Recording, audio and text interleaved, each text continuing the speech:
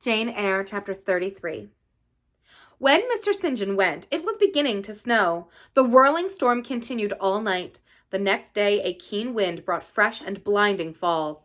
By twilight the valley was drifted up and almost impassable. I had closed my shutter, laid a mat to the door to prevent the snow from blowing in under it, trimmed my fire, and after sitting nearly an hour on the hearth, listening to the muffled fury of the tempest, I lit a candle, took down Marmion, and beginning, day set on Norham's castled steep, and Tweed's fair river broad and deep, and Cheviot's mountains lone, the massive towers, the donjon keep, the flanking walls that round them sweep, in yellow lustre shone. I soon forgot storm in music. I heard a noise. The wind, I thought, shook the door. No, it was St. John Rivers, who, lifting the latch, came in out of the frozen hurricane, the howling darkness, and stood before me, the cloak that covered his tall figure all white as a glacier. I was almost in consternation. So little had I expected any guest from the blocked-up vale that night. "Any ill news?" I demanded. "Has anything happened?" "No, how very easily alarmed you are," he answered, removing his cloak and hanging it up against the door, towards which he again coolly pushed the mat which his entrance had deranged. He stamped the snow from his boots. "I shall sully the purity of your floor," said he, "but you must excuse me for the once." Then he approached the fire. "I have had hard work to get here, I assure you," he observed, as he warmed his hands over the flame. "One drift took me up to the waist. Happily, the snow is quite soft yet." "But why are you come?" I could not forbear saying. "Rather an inhospitable question to put to a visitor, but since you ask it, I answer simply to have a little talk with you. I got tired of my mute books and empty rooms. Besides, since yesterday I have experienced the excitement of a person to whom a tale has been half told, and who is impatient to hear the sequel." He sat down. I recalled his singular conduct of yesterday, and really I began to fear his wits were touched. If he were insane, however, he was a very cool and collected insanity. I had never seen that handsome-featured face of his look more like chiseled marble than it did just now, as he put aside his snow-wet hair from his forehead and let the firelight shine free on his pale brow and cheek as pale, where it grieved me to discover the hollow trace of care or sorrow, now so plainly graved. I waited, expecting he would say something I could at least comprehend, but his hand was now at his chin, his finger on his lip. He was thinking. It struck me that his hand looked wasted, like his face. A perhaps uncalled-for gush of pity came over my heart. I was moved to say, "I wish Diana or Mary could come and live with you. It is too bad that you should be quite alone, and you are recklessly rash about your own health." "Not at all," said he. "I care for myself when necessary. I am well now. What do you see amiss in me?" This was said with a careless, abstracted indifference, which showed that my solicitude was, at least in his opinion, wholly superfluous. I was silenced. He still slowly moved his finger over his upper lip, and still his eye dwelt dreamily on the glowing grate. Thinking it urgent to say something, I asked him presently if he felt any cold draught from the door, which was behind him. "No, no," he responded shortly and somewhat testily. "Well," I reflected, "if you won't talk, you may be still. I'll let you alone now and return to my book." So I snuffed the candle and resumed the perusal of Marmion. He soon stirred. My eye was instantly drawn to his movements. He only took out a morocco pocket-book, thence produced a letter which he read in silence, folded it, put it back, relapsed into meditation. It was vain to try to read with such an inscrutable fixture before me, nor could I, in my impatience, consent to be dumb. He might rebuff me if he liked, but talk I would. "Have you heard from Diana and Mary lately?" "Not since the letter I showed you a week ago." "There has not been any change made about your own arrangements. You will not be summoned to leave England sooner than you expected." "I fear not, indeed. Such chance is too good to befall me." Baffled so far, I changed my ground. I bethought myself to talk about the school and my scholars. "Mary Garrett's mother is better, and Mary came back to the school this morning, and I shall have 4 new girls next week from the foundry close. They would have come today but for the snow." "Indeed. Mr. Oliver pays for 2. "Does he? He means to give the whole school a treat at Christmas." "I know. Was it your suggestion?" "No." "Whose, then?" "His daughter's, I think. It is like her. She is so good-natured." Yes. Again came the blank of a pause. The clock struck 8 strokes. It aroused him. He uncrossed his legs, sat erect, turned to me. "Leave your book a moment and come a little nearer the fire," he said. Wondering, and of my wonder finding no end, I complied. "Half an hour ago," he pursued, "I spoke of my impatience to hear the sequel of a tale. On reflection, I find the matter will be better managed by my assuming the narrator's part, and converting you into a listener. Before commencing, it is but fair to warn you that the story will sound somewhat hackneyed to your ears, but stale details often regain a degree of freshness when they pass through new lips. For the rest, whether trite or novel, it is short. 20 years ago, a poor curate, never mind his name at this moment, fell in love with a rich man's daughter. She fell in love with him and married him, against the advice of all her friends, who consequently disowned her immediately after the wedding. Before 2 years passed, the rash pair were both dead, and laid quietly side by side under one slab. I have seen their grave. It formed part of the pavement of a huge churchyard surrounding the grim, soot-black old cathedral of an overgrown manufacturing town in Shire. They left a daughter, which at its very birth Charity received in her lap. Cold as that of the snowdrift I almost stuck fast in tonight. Charity carried the friendless thing to the house of its rich maternal relations. It was reared by an aunt-in-law called, I come to the names now, Mrs. Reed of Gateshead. You start. Did you hear a noise? I dare say it is only a rat scrambling along the rafters of the adjoining schoolroom. It was a barn before it had been repaired and altered, and barns generally haunted by rats. To proceed, Mrs. Reed kept the orphan 10 years. Whether it was happy or not with her, I cannot say, never having been told. But at the end of that time, she transferred it to a place you know, being no other than Lowood School, where you so long resided yourself. It seems her career there was very honorable. From a pupil, she became a teacher, like yourself. Really, it strikes me that there are parallel points in her history and yours. She left it to be a governess. There again, your fates were analogous. She undertook the education of a ward of a certain Mr. Rochester. Mr. Rivers, I interrupted. I can guess your feelings, he said, but restrain them for a while. I have nearly finished. Hear me to the end. Of Mr. Rochester's character, I know nothing but the one fact that he professed to offer honorable marriage to this young girl, and that at the very altar she discovered he had a wife, yet alive, though a lunatic. What his subsequent conduct and proposals were is a matter of pure conjecture. But when an event transpired which rendered inquiry after the governess necessary, it was discovered she was gone. No one could tell when, where, or how. She had left Thornfield Hall in the night. Every research after her course had been vain. The country had been scoured far and wide. No vestige of information could be gathered respecting her. Yet that she should be found is become a matter of serious urgency. Advertisements have been put in all the papers. I myself have received a letter from one, Mr. Briggs, a solicitor, communicating the details I have just imparted. Is it not an odd tale? Just tell me this, said I, and since you know so much, you surely can tell it me. What of Mr. Rochester? How and where is he? What is he doing? Is he well? I am ignorant of all concerning Mr. Rochester. The letter never mentions him but to narrate the fraudulent and illegal attempt I have adverted to. You should rather ask the name of the governess, the nature of the event which requires her appearance. Did no one go to Thornfield Hall, then? Did no one see Mr. Rochester? I suppose not. But they wrote to him. Of course.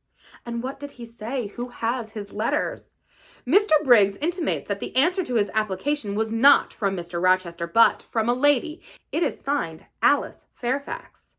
I felt cold and dismayed. My worst fears then were probably true. He had, in all probability, left England and rushed in reckless desperation to some former haunt on the continent. And what opiate for his severe sufferings, what object for his strong passions had he sought there? I dared not answer the question. Oh, my poor master, once almost my husband, whom I had often called my dear Edward. He must have been a bad man, observed Mr. Rivers. You don't know him. Don't pronounce an opinion upon him, I said with warmth. Very well, he answered quietly, and indeed my head is otherwise occupied than with him. I have my tale to finish. Since you won't ask the governess's name, I must tell it of my own accord. Stay, I have it here. It is always more satisfactory to see important points written down, fairly committed to black and white. And the pocketbook was again deliberately produced, opened, sought through. From one of its compartments was extracted a shabby slip of paper, hastily torn off. I recognized its texture and its stains of ultramarine and lake and vermilion and ravished margin of the portrait cover. He got up, held it close to my eyes, and I read, traced in Indian ink in my own handwriting, the words, Jane Eyre, the work, doubtless, of some moment of abstraction. Briggs wrote to me of a Jane Eyre, he said. The advertisements demanded a Jane Eyre. I knew a Jane Elliot. I confess I had my suspicions, but it was only yesterday afternoon they were at once resolved into certainty. You own the name and renounce the alias? Yes, yes. But where is Mr. Briggs? He perhaps know more of Mr. Rochester than you do? Briggs is in London. I should doubt his knowing anything at all about Mr. Rochester. It is not in Mr. Rochester he is interested. Meantime, you forget essential points in pursuing trifles. You do not inquire why Mr. Briggs sought after you and what he wanted with you. Well, what did he want? Merely to tell you that your uncle, Mr. Eyre of Madeira, is dead, that he has left you all his property, and that you are now rich. Merely that, nothing more. I, rich? Yes, you, rich, quite an heiress. Silence succeeded. You must prove your identity, of course, resumed St. John presently, a step which will offer no difficulties. You can then enter on immediate possession. Your fortune is vested in the English funds. Briggs has the will and the necessary documents. Here was a new card turned up. It is a fine thing, reader, to be lifted in a moment from indigence to wealth. A very fine thing, but not a matter one can comprehend or consequently enjoy all at once. And then there are other chances in life far more thrilling and rapture-giving. This is solid, an affair of the actual world, nothing ideal about it. All its associations are solid and sober, and its manifestations are the same. One does not jump and spring and shout hurrah at hearing one has got a fortune. One begins to consider responsibilities, to ponder business. On a base of steady satisfaction rise certain grave cares, and we contain ourselves and brood over our bliss with a solemn brow. Besides, the words legacy, bequest, go side by side with the words death, funeral. My uncle, I had heard, was dead, my only relative. Ever since being made aware of his existence, I had cherished the hope of one day seeing him. Now I never should. And then his money came only to me, not to me and a rejoicing family, but to my isolated self. It was a grand boon, doubtless, and independence would be glorious. Yes, I felt that thought swelled my heart. You unbend your forehead at last, said Mr. Rivers. I thought Medusa had looked at you, and that you were turning to stone. Perhaps now you will ask how much you are worth. How much am I worth? Oh, a trifle. Nothing, of course, to speak of. 20,000 pounds, I think they say. But what is that? 20,000 pounds? Here was a new stunner. I had been calculating on 4,000 or 5,000. This news actually took my breath for a moment. Mr. St. John, whom I had never heard laugh before, laughed now. Well, said he, if you had committed a murder and I had told you your crime was discovered, you could scarcely look more aghast. It is a large sum. Don't you think there is a mistake? No mistake at all. Perhaps you have read the figures wrong. It may be 2,000.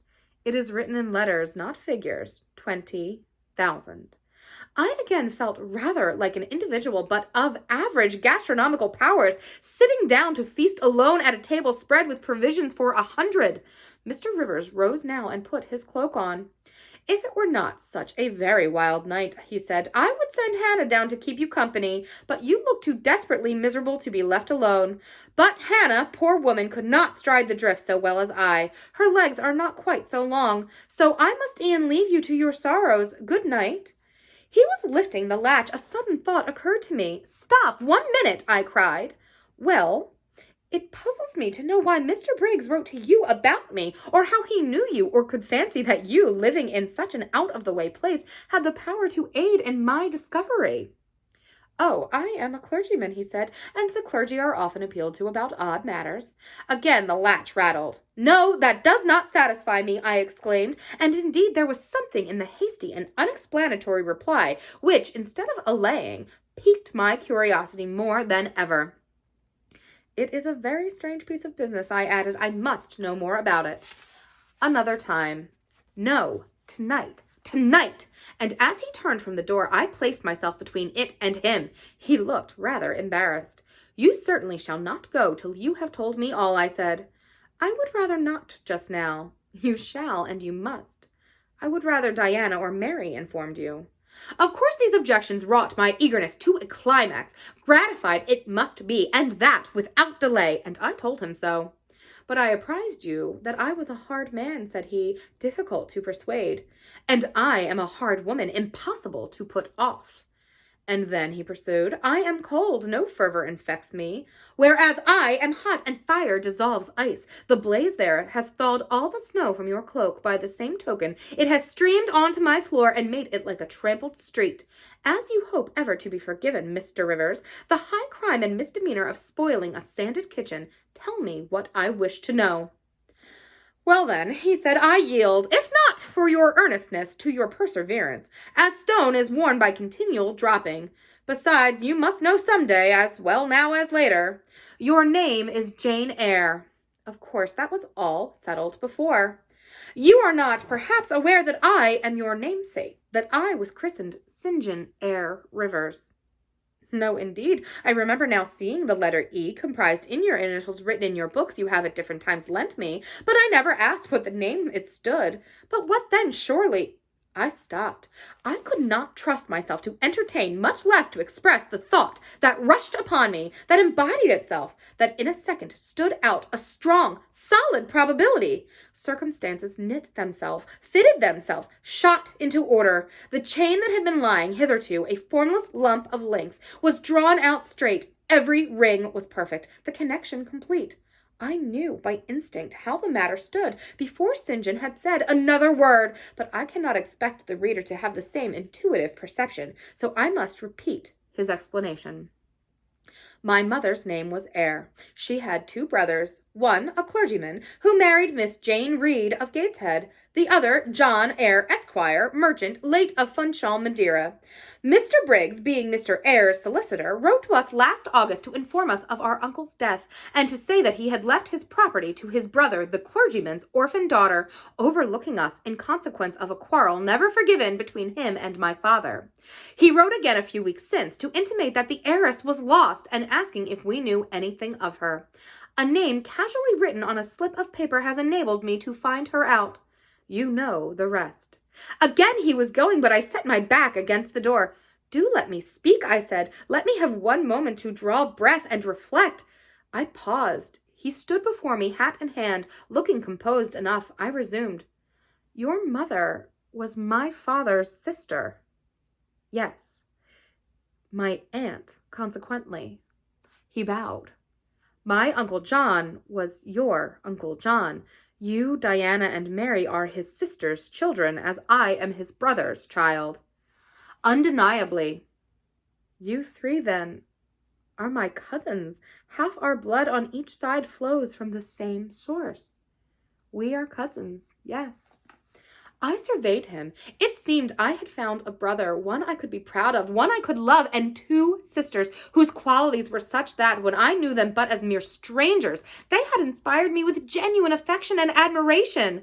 The 2 girls on whom, kneeling down on the wet ground and looking through the low latticed window of Morehouse kitchen, I had gazed with so bitter a mixture of interest and despair, were my near kinswomen, and the young and stately gentleman who had found me almost dying at his threshold was my blood relation. Glorious discovery to a lonely wretch. This was wealth indeed, wealth to the heart, a mine of pure genial affections.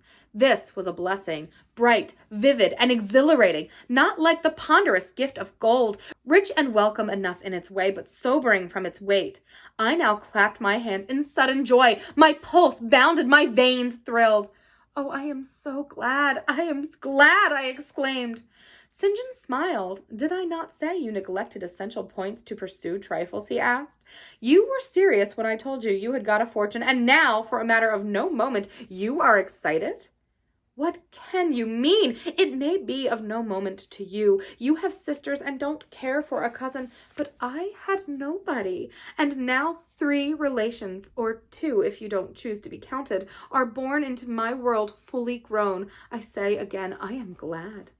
I walked fast through the room. I stopped, half suffocated with the thoughts that rose faster than I could receive, comprehend, settle them. Thoughts of what might, could, would, and should be, and that ere long. I looked at the blank wall. It seemed a sky thick with ascending stars. Every one lit me to a purpose or delight. Those who had saved my life, whom till this hour I had loved barrenly, I could now benefit. They were under a yoke. I could free them. They were scattered. I could reunite them. The independence, the affluence which was mine might be theirs too. Were we not 4? 20,000 pounds shared equally would be 5,000 each, enough and to spare. Justice would be done, mutual happiness secured. Now the wealth did not weigh on me. Now it was not a mere bequest of coin. It was a legacy of life, hope, and enjoyment. How I looked while these ideas were taking my spirit by storm, I cannot tell, but I perceived soon that Mr. Rivers had placed a chair beside me, and was gently attempting to make me sit down in it. He also advised me to be composed. I scorned the insinuation of helplessness and distraction, shook off his hand, and began to walk about again. Write to Diana and Mary tomorrow, I said, and tell them to come home directly. Diana said they would both consider themselves rich with 1,000 pounds, so with 5,000 they will do very well. Tell me where I can get you a glass of water, said St. John. You must really make an effort to tranquilize your feelings. Nonsense. And what sort of an effect will the bequest have on you? Will it keep you in England, induce you to marry Miss Oliver, and settle down like an ordinary mortal? You wander. Your head becomes confused. I have been too abrupt in communicating the news. It has excited you beyond your strength.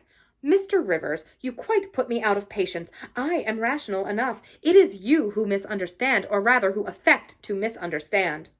Perhaps if you explained yourself a little more fully, I should comprehend better. Explain? What is there to explain? You cannot fail to see that 20,000 pounds, the sum in question, divided equally between the nephew and 3 nieces of our uncle, will give 5,000 to each. What I want is that you should write to your sisters and tell them of the fortune that has accrued to them. To you, you mean. I have intimated my view of the case. I am incapable of taking any other. I am not brutally selfish, blindly unjust, or fiendishly ungrateful. Besides, I am resolved I will have a home and connections. I like Moor House, and I will live at Moor House. I like Diana and Mary, and I will attach myself for life to Diana and Mary. It would please and benefit me to have 5,000 pounds. It would torment and oppress me to have 20,000, which, moreover, could never be mine in justice, though it might in law. I abandon to you, then, what is absolutely superfluous to me. Let there be no opposition and no discussion about it. Let us agree amongst each other and decide the point at once. This is acting on first impulse. You must take days to consider such a matter ere your word can be regarded as valid. Oh, if you at all doubt my sincerity, I am easy. You see the justice of the case. I do see a certain justice, but it is contrary to all custom. Besides, the entire fortune is your right. My uncle gained it by his own efforts. He was free to leave it to whom he would. He left it to you. After all, justice permits you to keep it. You may, with a clear conscience, consider it absolutely your own. With me, said I, it is fully as much a matter of feeling as of conscience. I must indulge my feelings. I so seldom have had an opportunity of doing so. Were you to argue, object, and annoy me for a year, I could not forego the delicious pleasure of which I have caught a glimpse, that of repaying in part a mighty obligation, and winning to myself lifelong friends. You think so now, rejoined St. John, because you do not know what it is to possess, nor consequently to enjoy wealth. You cannot form a notion of the importance 20,000 pounds would give you, of the place it would enable you to take in society, of the prospects it would open to you. You cannot. And you, I interrupted, cannot at all imagine the craving I have for fraternal and sisterly love. I never had a home. I never had brothers or sisters. I must and will have them now. You are not reluctant to admit me and own me, are you? Jane, I will be your brother. My sisters will be your sisters without stipulating for the sacrifice of your just rights. Brother, yes, at the distance of 1,000 leagues. Sisters, yes, slaving amongst strangers. I, wealthy, gorged with gold I never earned and do not merit. You, penniless. Famous equality and fraternization, close union, intimate attachment. But, Jane, your aspirations after family ties and domestic happiness may be realized otherwise than by means you contemplate. You may marry. Nonsense again. Marry? I don't want to marry and never shall marry. That is saying too much. Such hazardous affirmations are a proof of the excitement under which you labor. It is not saying too much. I know what I feel and how averse are my inclinations to the bare thought of marriage. No one would take me for love, and I will not be regarded in the light of a mere money speculation. And I do not want a stranger, unsympathizing alien, different from me. I want my kindred, those with whom I have full fellow feeling. Say again you will be my brother. When you uttered the words, I was satisfied, happy. Repeat them, if you can repeat them sincerely. I think I can. I know I have always loved my own sisters, and I know what my affection for them is grounded, respect for their worth and admiration of their talents. You have principle and mind. Your tastes and habits resemble Diana's and Mary's. Your presence is always agreeable to me. In your conversation I have already for some time found a salutary solace. I feel I can easily and naturally make room in my heart for you as my third and youngest sister. Thank you. That contents me for tonight. Now you had better go, for if you stay longer, you will perhaps irritate me afresh by some mistrustful scruple. And the school, Miss Eyre, it must be shut up, I suppose? No, I will retain my post of mistress till you get a substitute. He smiled approbation. We shook hands, and he took leave.